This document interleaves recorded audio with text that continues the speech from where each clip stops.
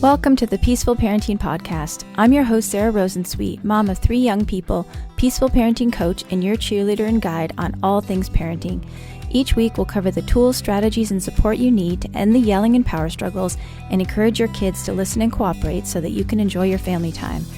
I'm happy to say we have a great relationship with our 3 kids. The teen years have been easy and joyful, not because we're special unicorns, but because my kids were raised with peaceful parenting. I've also helped so many parents just like you stop struggling and enjoy their kids again. I'm excited to be here with you today and bring you the insight and information you need to make your parenting journey a little more peaceful. Let's dive into this week's conversation. Hey everyone, welcome back to another episode of the Peaceful Parenting Podcast. I am so excited today to have Corey with me. Welcome, Corey. Thanks for having me again. Yeah, it's awesome for everyone to get to know you better and great for us to have a chance to have some conversations that I think are going to be really helpful for parents.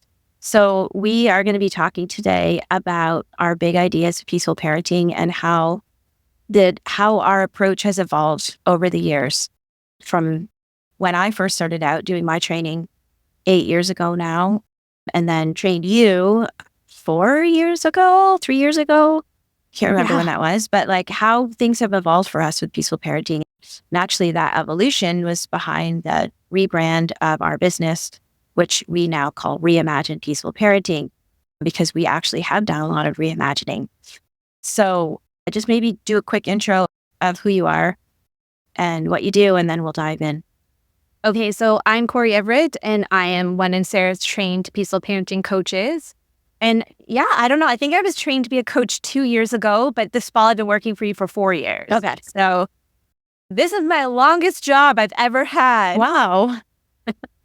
My previous life, I worked in the museum field, which is very contract-based. But anyways, I have a 6 and a 9-year-old as of this week, and both of them are a little on the complex side. And so that's what led me to meeting Sarah and needing to find the peaceful way. Yeah, because when I first met you, you were a coaching client when Big C was 3 and Little C was a baby. Yes. Yeah. So, and that's when we kind of went, there's something complex going on here that I think we need to look at. Because as we say in peaceful parenting, like if you're applying the peaceful parenting tools and approach and you're pretty consistent, you don't have to be perfect, but if you're pretty consistent with the tools and the approach, and after 3 months, things still seem really hard, that's often a sign that there's something else going on. And it's usually some layer of complexity, as we've sort of called it, like those kids who are extra sensitive, extra strong-willed, highly spirited, and or neurodivergent, which ADHD, autistic, sensory processing, dyslexic, etc. So yeah, that's what you came to, is that they're more complex, or at least Big C at the time. Yes. And as I'm learning, I think Little C is a very strong-willed child, just like me. So I really feel like when I work with parents that I'm in the trenches with them. Yeah. Because I'm still going through all of this just like they are. Yeah. Little C reminds me so much of Asa when he was little. And I remember last year you were like, when was your hardest year with Asa?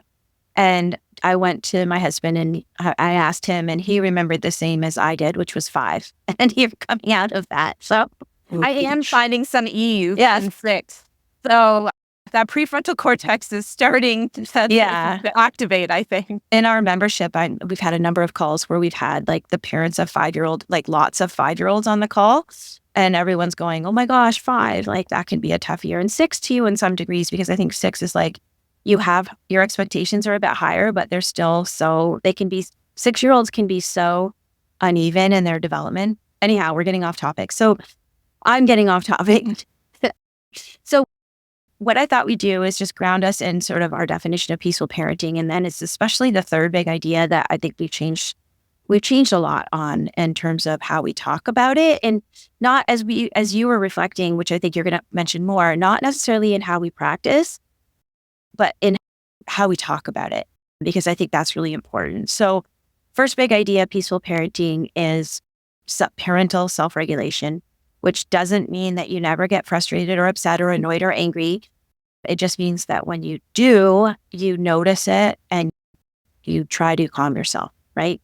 So, and if anyone needs more help on that, We have a free course called How to Stop Yelling at Your Kids. So we're not going to talk about that much today, but if you go to reimaginepeacefulparenting.com/resources, you can find the link to sign up for the free course, which is all about self-regulation. And it's really, if I do say so myself, a really helpful course.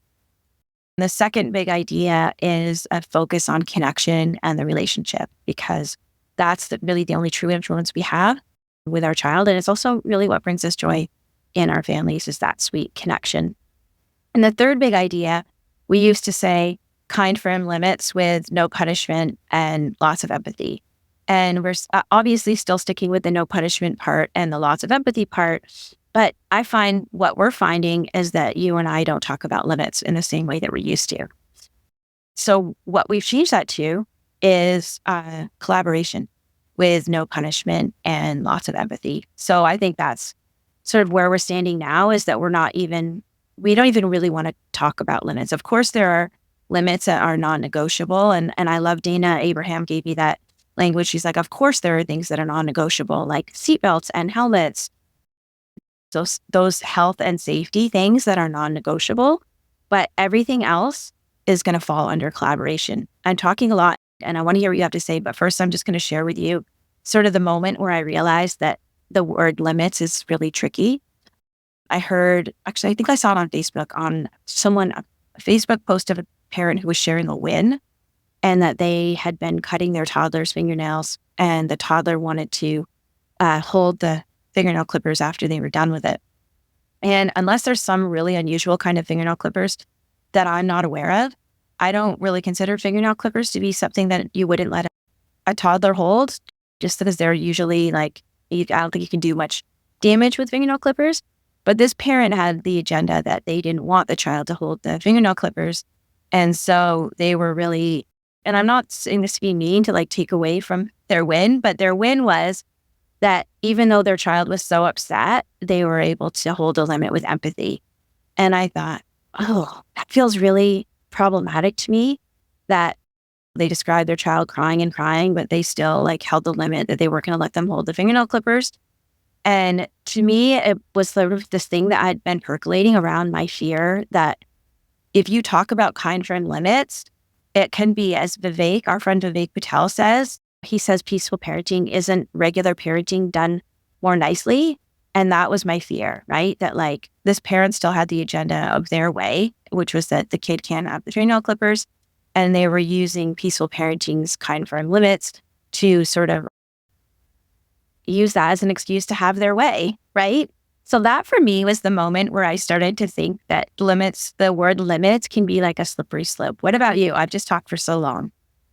Well, it's funny. I can't remember the exact moment, but I remember one time, I think it was even on the podcast, where I was like, we're not the peaceful parenting police. Mm-hmm. And I remember it was making me realize that I was starting to feel differently than some of these really big people who are promoting kind of, shall we say, gentle parenting. I think gentle parenting is a more common word. And so many of them were being so firm on so many things. And I was starting to realize that we weren't feeling that locked in about any of these ideas. And limits in particular was one that we were just starting to really have a hard time with. To be clear, we're not saying you shouldn't have any limits. Mm-hmm. And I had a coach, I was running our office hours, I think it was on Monday, and a parent was having a really hard time with something happening over and over again. And I actually said to her, I think you need to set some limits here.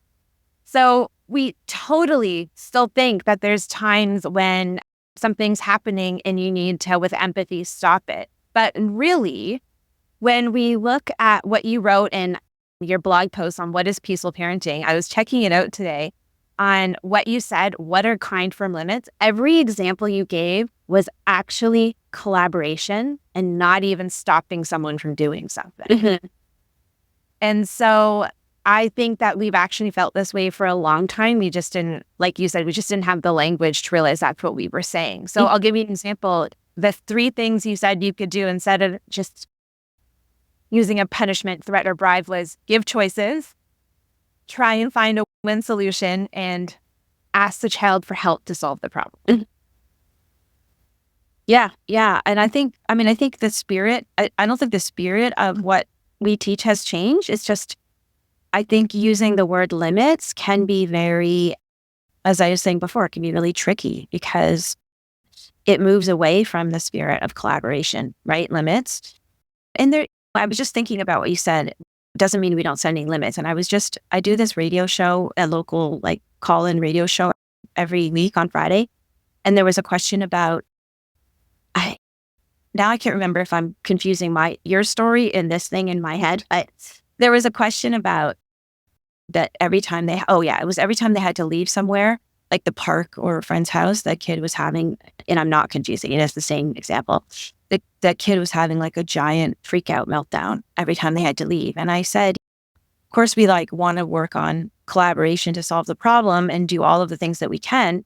But if you need to take a break from going to the park for a little while because it's just too hard, that's okay too, right? So it's not that we're doing that, like we're not going to the park as a punishment because you have a meltdown every time we go, but it's just too much for the parents sometimes, right? Like it's just too much. Like it's, as Amanda Diekman says, like some things are hard and some things are too hard, right? So in a certain way, that's like dropping a demand on yourself to have to take your kid to the park, even though it's like gives you high blood pressure and ruins the rest of your day.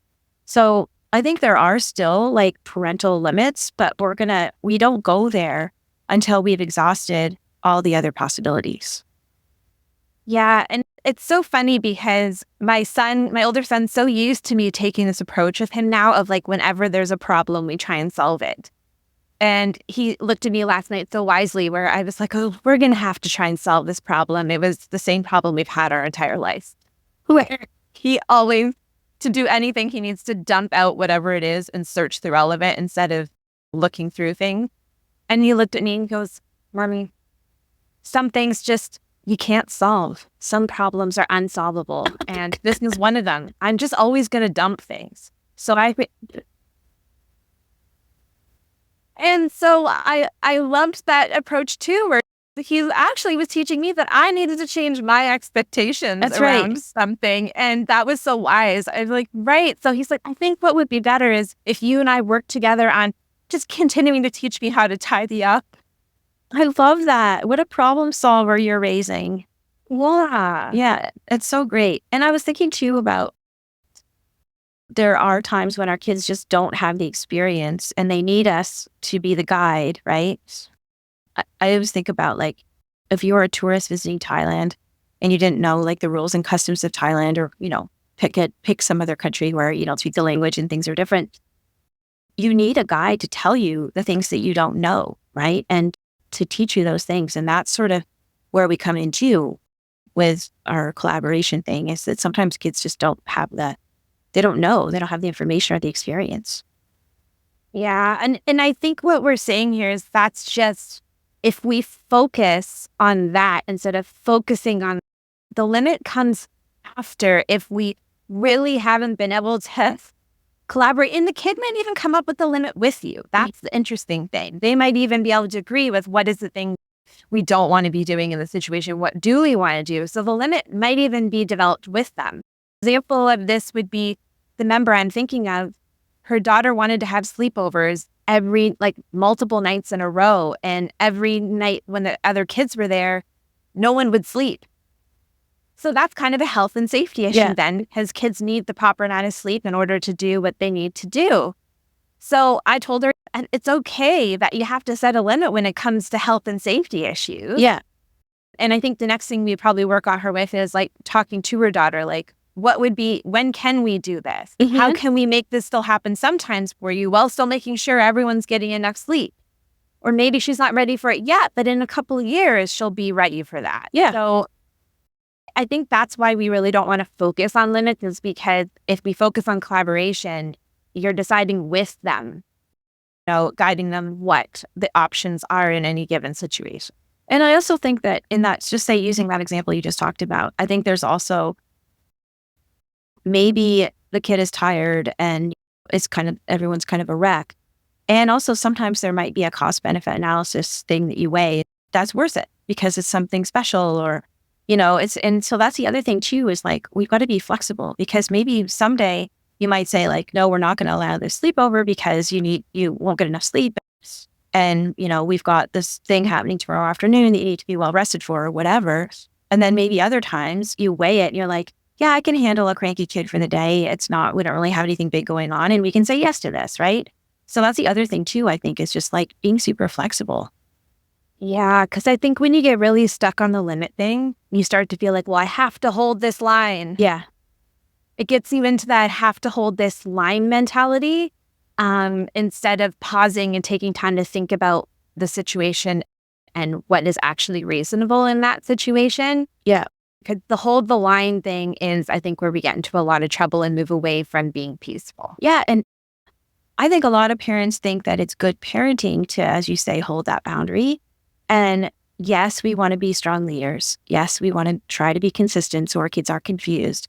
However, if you're setting a limit about something and then you then realize that was sort of silly, or I was being arbitrary, or I hadn't thought about how we could make this work, what you're demonstrating to your child is being inflexible. So if we want to teach our kids to be flexible, because you're with me, right? So many of our clients come to us because their kids are not flexible, right? And they have like big meltdowns when things don't happen the way they want them to happen. And we have to model that flexibility and also model admitting when you made a mistake, right? Like kids they learn that from somewhere. And the worst thing we can do is double down on a bad decision just because we think we need to do that as a parent. Yeah, that's so important. And I think that's where my flexibility, you and I were talking about this, flexibility has been so important to me. And I think that's where we end up losing a lot of parents who want to parent this way. When you have a more complex child, you can't be rigid because situations are complicated and there's so many layers to what's going on. And that's where we've really loved the work, like we said, of Amanda Diekman, who talks about dropping demands. I think that's really informed a lot of our change as well, as being like, if we tell parents to focus on limits, it does set them up for feeling like they're failing a lot if things are hard.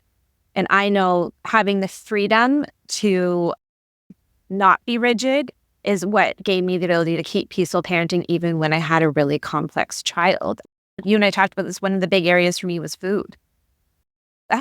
There's so many people, even in like the peaceful world, saying like, you have to, it goes like this. There's specific meal times and you can't give them food in between that. And you need to hold that limit for it. And my child would starve. So I think that was what is really great about moving in towards collaboration it does give you the freedom to be like, this child is not going to thrive if we're being really rigid around rule. Right. I also think that collaboration is such a powerful way to fill up that goodwill bank. Like you've heard me talking about the goodwill bank where we're either making deposits into it or withdrawals from it. And I think that the more we collaborate with our child, that goodwill bank is going to get nice and beefy, right? Because they're going to experience us as like trustworthy, like willing to listen, willing to be flexible, taking their preferences and desires into consideration. I don't know if I already said listening to them. I think I already said that. But then there are times where you just have to say like, no, I'm sorry, this isn't going to work out, or we can't make this work, or we do need to actually set a limit around something that's health or safety. But then they've had this whole past history of experiencing us as flexible, trustworthy, et cetera, that they trust us that this is important, right? Even if they don't understand. True. Yes. And listening to you say that is kind of getting my head thinking about too. The funny thing about this though, is there's one area I want to warn parents. When you're doing this a lot, it can be really tempting though then to be really upset when that doesn't work. Yeah.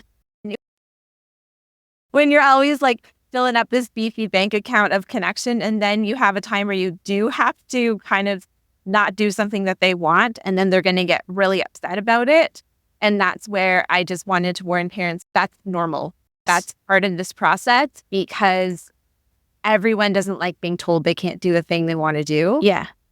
And so I know that's one thing that you do need to watch out for when you're doing this, is that you don't get resentful on the times when you do have to kind of say we can't do something. have a big reaction, because I know that's a bit of a trap that we can fall into when we are really collaborative. Yeah, totally. That makes sense. But I'm also thinking that there are times too that you might get more collaboration from your child or more cooperation from your child than you would if you weren't making that goodwill bank nice and beefy. I mean, that Yes. I people may have heard me tell the story before. And it's a bit of a small, silly thing, but it really stood out to me when my sister was getting married and wanted the kids to dress up in like fancy outfits, like little suits and stuff. Asa, my middle son, he was probably around 8 or 9 at the time. He didn't want to wear the dress shoes. He wanted to wear sneakers with his suit. And I was like, it's really important to your auntie, and therefore it's really important to me. And he was like, okay, fine. Like, but it was like that sense of, I've felt this before, that you've done this with me, and now I could do this with you, right? Yeah, they don't feel like you're always telling them what to do and bossing them around. So the odd time it really does matter to you if it's a specific way to, all right. Yeah. Just shifting a little bit, I think another thing that sometimes gets overlooked when we're talking about limits is that parents, I'm thinking of a specific Edit. example, and I think this is also something that came up in office hours. A child, so the thing we keep mentioning office hours is our membership. If you're interested, you can go to reimaginepeacefulparenting.com/membership. And we have a monthly membership that's like a subscription Netflix style model. And we do at least 1, if not 2 hours of drop-in coaching every week with me and or Corey, where we answer your questions. And there's lots of other stuff inside the membership, but we keep mentioning the office hours. So that's what it is. This parent who had an older child who was almost 10, who didn't want to brush her teeth. And he talked about everything that he had done to try to get her to brush her teeth, trying to like threats and bribes and like all the traditional conventional things. And I said, why doesn't she want to brush her teeth? And he was like, I don't know. And it's like, I think that's a very conventional parenting thing, to like just have your agenda and go with your agenda without stopping to look at what's the underlying reason. And even something like teeth brushing, I think I've shifted on that as being and this might sound out there for some parents listening, but I've even shifted thinking that is maybe not as non-negotiable as people think it is, because it's to force somebody to brush their teeth would be such an invasion of their body autonomy, that I think like you really want to do like 99 things before you ever get to forcing of brushing teeth. But what I'm getting at is looking at what's driving this resistance, right? Is it that child's just resented being bossed? Is it like a sensory thing? Is it the toothpaste is too spicy? Like there could be all sorts of reasons around the resistance. And then there's also the education piece that we talk about too, of understanding like why you want to brush your teeth. And I mentioned this to Vivek in the summit interview about like talking about tooth decay and taking care of your teeth. He said, and he took it a step further, and he's like, and teeth are so awesome. Like they're strong and they crunch things. And like, so even like just even going to that discussion. Yeah, I love that.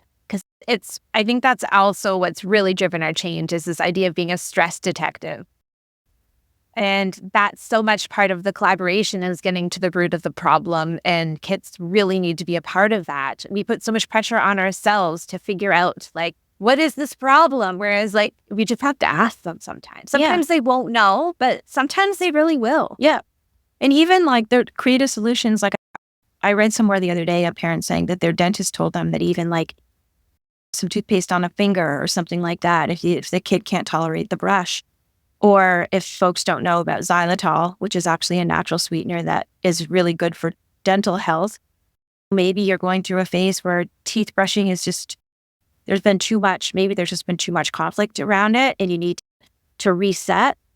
Have the kid chew xylitol gum after every meal for a little while you're doing this reset. Like there's always a way to work things out. Yeah. So I think that we've really covered most of what we've talked about, and most of what we wanted to talk about in terms of where we've landed in terms of limits and collaboration. But one thing that I wanted to add that I think comes out for a lot of parents and caregivers is that when they feel that they've stepped out of their like position of authority over or power over kids, which to be clear, that's not part of peaceful parenting isn't power over, but our culture is all about power over kids, right? So I think it can feel a little triggering, a little uncomfortable to quote, give in to your child. Like I know I've had a lot of folks who are new to peaceful parenting talk about, well, I don't want them to feel like they're running the show, right? So there can be this uncomfortable feeling of if you're flexible with your child, it can make you feel like you're being permissive. And I think that first of all, just recognizing that, like all I'm doing here is sort of treating my child with respect and treating them as a person who matters. And that feels a little uncomfortable. But I think we've got to remember too that there's so much that kids don't have any control over in their lives. Like there's so much that they don't have a lot of say in what the family does and routines and things like that, that giving them as much autonomy and power as possible when we can is really good for them and really helpful. And I think just checking in with ourselves that feels uncomfortable because it's so not the norm in how children are treated in our culture. And also just remind ourselves that it's not that they're running the show just because we're practicing collaboration. We are still the guides, we're still the leaders of the family, and that this is just giving them as much sort of respect as human beings as we can. Yeah, totally. So I think we're good. Like I think we hit on a lot of the things that we wanted to talk about and clear things up a little bit and sort of our reimagining of peaceful parenting. So thank you, Corey, for joining us. Thanks for having me. I just want to remind everyone, check out the resources. We have so many free resources on our website, reimaginepeacefulparenting.com/resources. You can check out our membership also there. And finally, if you do want some coaching, Corey and I are both available. You can find on the website also a place to book a free short consult where we can talk about what the options are. And thanks for coming, Corey, and we'll talk to everyone soon. Thanks for listening to this week's episode. I hope you found this conversation insightful and exactly what you needed in this moment. Be sure to subscribe to the show on your favorite podcast platform and leave us a rating and review on Apple Podcasts. Remember that I'm rooting for you. I see you out there showing up for your kids and doing the best you can. Sending hugs over the airwaves today. Hang in there. You've got this.